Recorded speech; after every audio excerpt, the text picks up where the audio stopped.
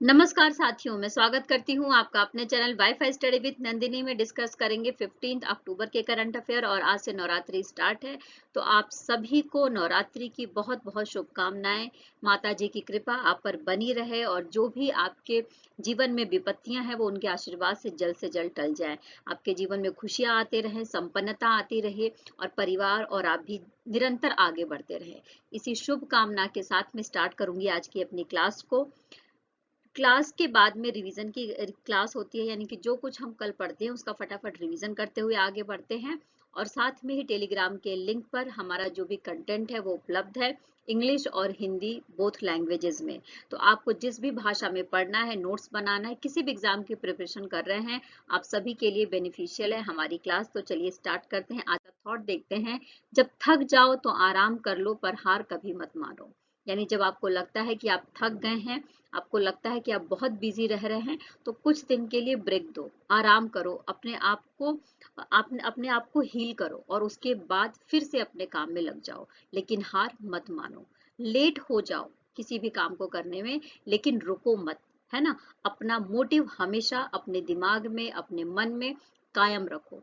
तो चलिए इसी विचारधारा के साथ में स्टार्ट करते हैं आज की अपनी क्लास को।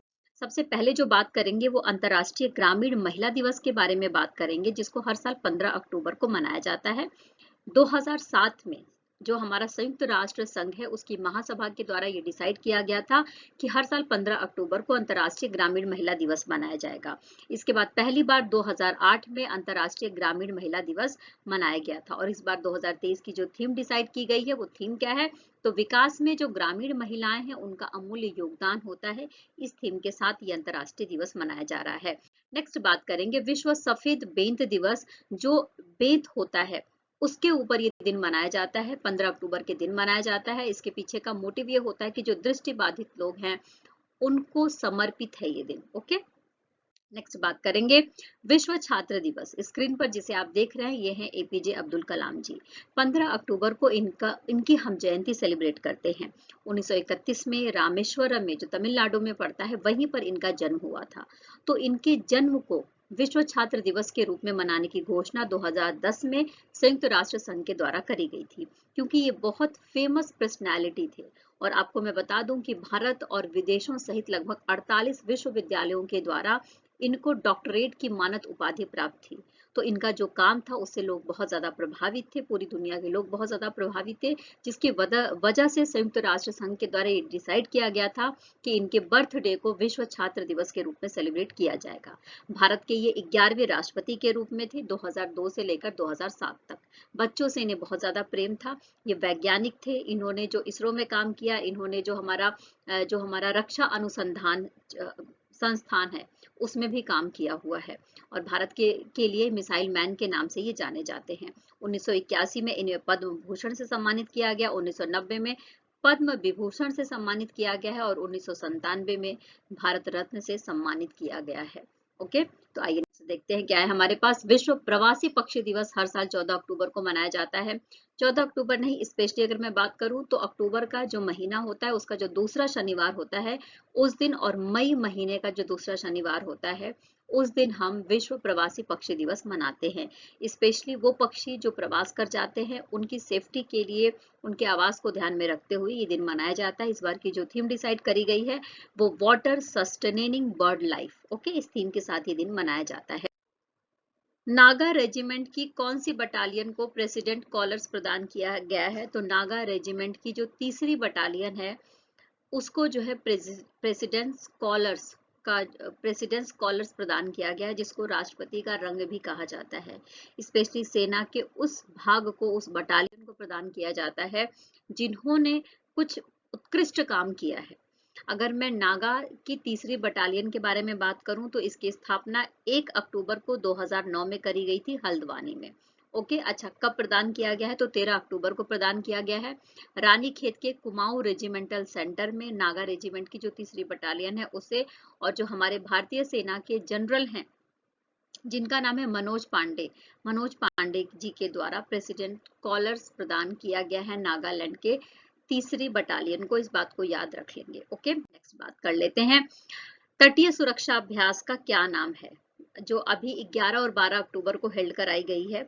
उसका वो जो तटीय सुरक्षा अभ्यास है उसका नाम पूछा जा रहा है, जिसमें स्पेशली हमारा जो आंध्र प्रदेश है, तमिलनाडु वाला जो क्षेत्र है उसको शामिल किया गया था। तो इसका नाम है सागर कवच। स्पेशली समुद्री सुरक्षा से रिलेटेड है ये, और जो तटीय सुरक्षा है उसको ध्यान में रखते हुए सागर कवच को ऑर्गेनाइज किया गया था। 11 और 12 अक्टूबर को 2 दिन तक चला था ये। और जैसा कि मैंने आपको बता दिया है कि आंध्र प्रदेश पुडुचेरी या पौंडीचेरी जिसको पहले बोला जाता था, और तमिलनाडु, इन तीनों राज्यों का जो तटीय क्षेत्र है वहां पर इसको आयोजित किया गया था।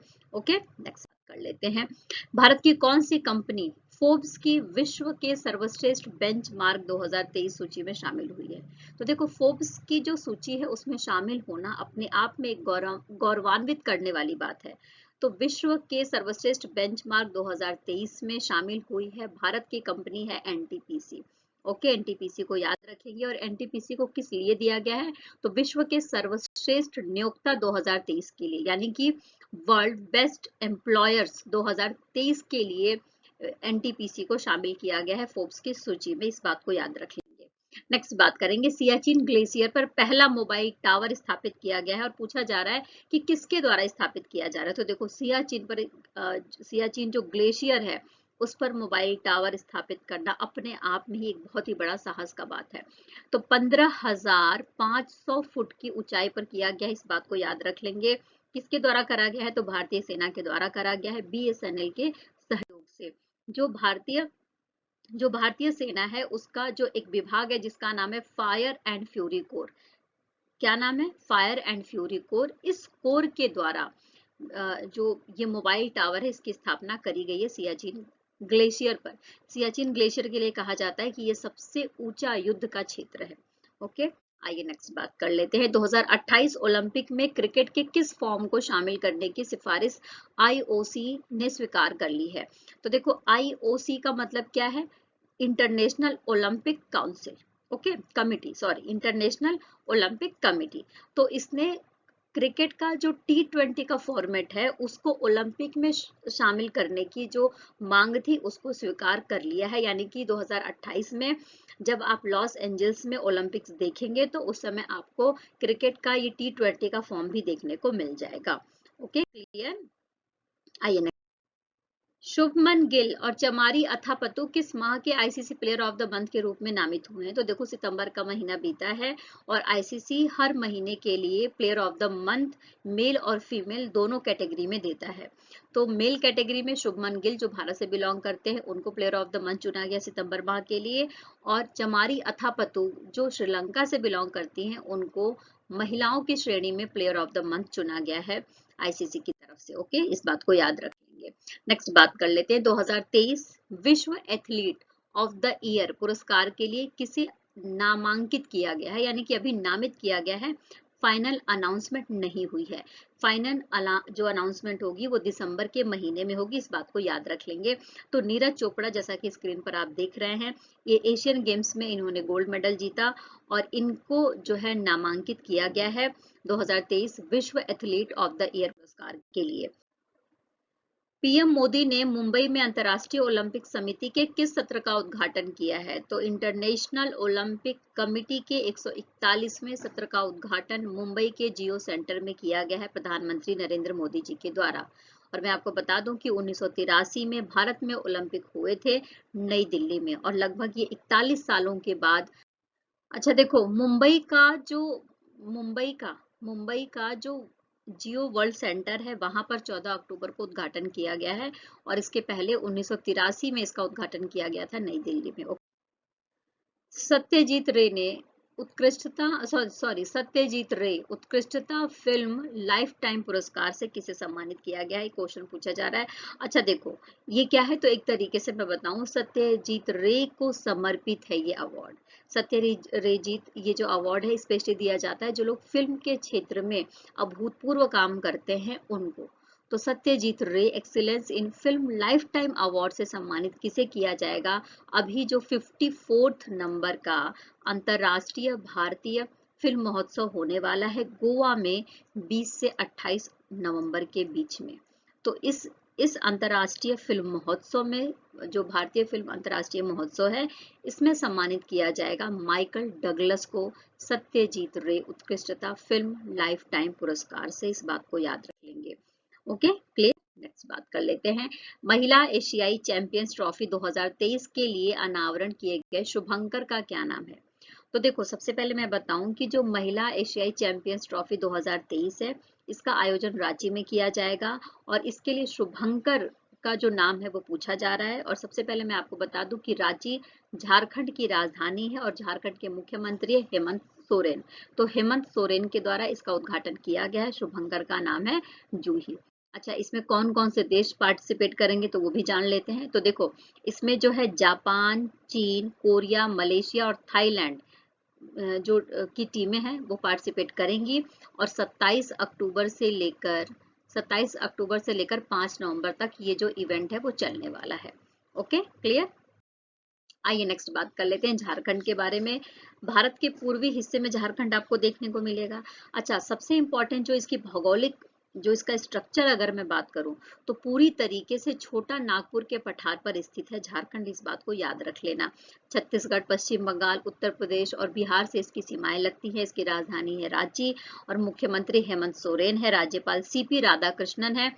यहाँ पर जिले की संख्या 24 है और यहाँ का जो राजकीय पक्षी है कोयल है और जो आधिकारिक फूल है वो पवित्र पेड़ है। ओके, आइए नेक्स्ट बात कर लेते हैं। हाल ही में इंग्लैंड के किस खिलाड़ी ने क्रिकेट से संन्यास लेने की घोषणा कर दी है? तो स्क्रीन पर जिसे आप देख रहे हैं, इनका नाम है एलिस्टर कुक। तो एलिस्टर कुक ने घोषणा कर दी है, इंग्लैंड के खिलाड़ी हैं, क्रिकेट से संन्यास लेने की। और जो टेस्ट सीरीज है उसमें सबसे ज्यादा रन बनाने वालों की जो रैंकिंग है उसमें 5वें नंबर के बल्लेबाज हैं ये, और अपने देश के पहले नंबर के बल्लेबाज हैं जिन्होंने टेस्ट रैंकिंग में सबसे ज्यादा, टेस्ट मैच में सबसे ज्यादा रन बनाए हैं। ओके, रिवीजन कर लेंगे जो हमने कल पढ़ा उसका फटाफट। तो 14 अक्टूबर को अंतर्राष्ट्रीय स्तर पर विश्व मानक दिवस मनाया जाता है। इस बार का विषय था अच्छे स्वास्थ्य और कल्याण के लिए सतत विकास लक्ष्य को शामिल करते हुए बेहतर विश्व के लिए साझा दृष्टिकोण।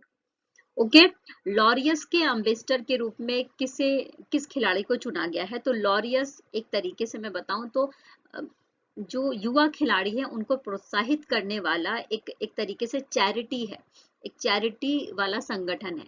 तो इसके एम्बेसडर के रूप में बनाया गया है नीरज चोपड़ा को। ओके, नेक्स्ट बात करेंगे सरस्वती सम्मान 2022 से किसे सम्मानित किया गया है? तो तमिल लेखिका है शिव शंकरी जी, इनको सम्मानित किया गया है सरस्वती सम्मान 2022 के लिए। के बिरला फाउंडेशन के द्वारा दिया जाता है। 15 लाख रुपए दिए जाते हैं। एक प्रशस्ति पत्र दिया जाता है इस पुरस्कार के तहत। ओके, याद रख लेना इस बात को।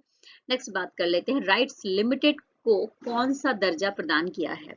तो देखो, हमारे देश में यानी भारत में जो भी सार्वजनिक क्षेत्र की कंपनियां हैं उनको 3 क्षेत्रों में बांटा गया है, महारत्न, नवरत्न और मिनी रत्न। ओके, तो नवरत्न की कंपनियों में शामिल है, होने जा रहा है राइट्स लिमिटेड। और अभी तक नवरत्न कंपनियों की संख्या भारत में 15 थी और अब राइट्स लिमिटेड के शामिल हो जाने के बाद इसकी जो संख्या है वो 16 हो जाएगी।